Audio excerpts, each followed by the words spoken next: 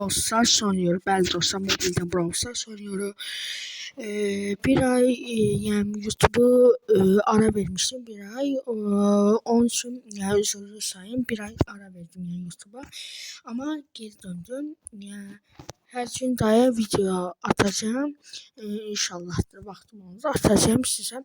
Şimdi bugün de sizlerle bir yerde tek hesaplaşmada Kaya savaşırım hepimiz. Tek hesaplaşmada koltuğu 1000 kupa eləyirəm bəli dostlar. Koltuğum 1000 kupa eləyirəm. Koltuğumuz 999 kupa, son 1 kupa kaldı 1000 kupa eləməyimizə. Neyse hiç uzatmadan başlayamız neydi? Başlayaq oyunumuza. Bəli başladıq. Kim var qabaqda? O bu tamam. Heç ya uğraşmayacağım. Burada heç kim yoxdur. Ne olur olmaz.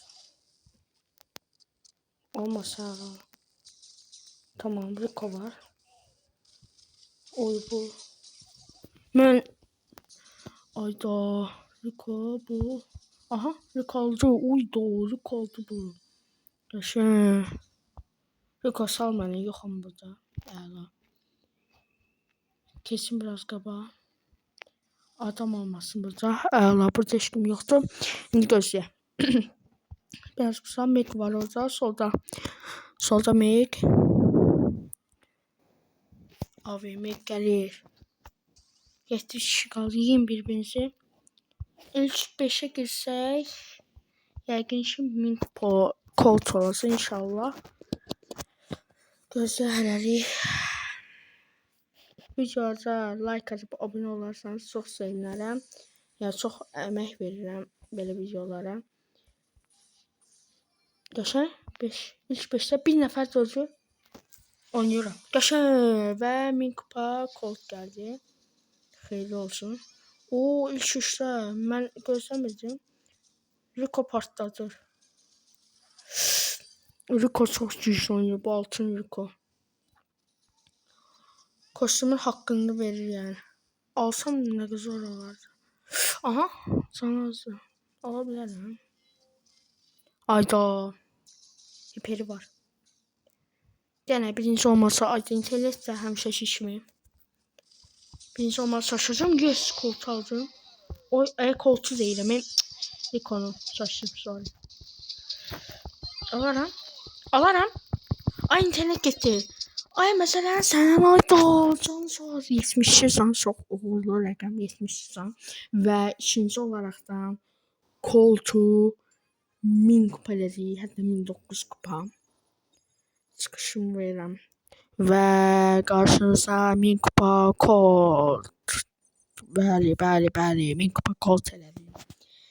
Belə baxaq 5-ci mənim 1000 kupa koltum deyəcəksiniz ki, Byron nə ara 1000 kupa elədim. Mən Byron'um yəni onun video çəkənmədim, başqa alınmadı da demək olar, onu da video çəkənmədim. Amma yenə də 1000 kupada Byron eləmişim. Bunu da bir-iki həftə əvvəl eləmişdim deyəsən, tam dəqiq bilmirəm. Neyse bu da çok qəşəng 1000 kupa kolt, çok qəşəng görsənir. Və hətta mən koltuğun kostümü də qoşmuşam. Astra Colt neçə? 4 deyəsən, 4.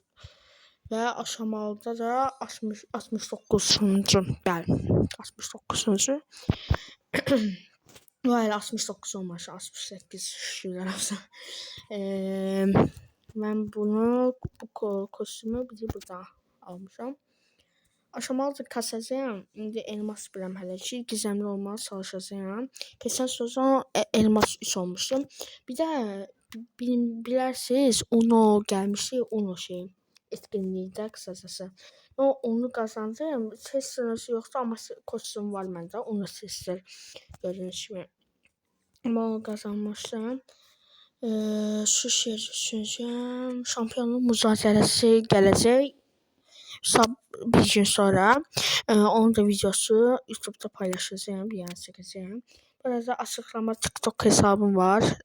TikTok hesabımda açıklama paylaşacağım.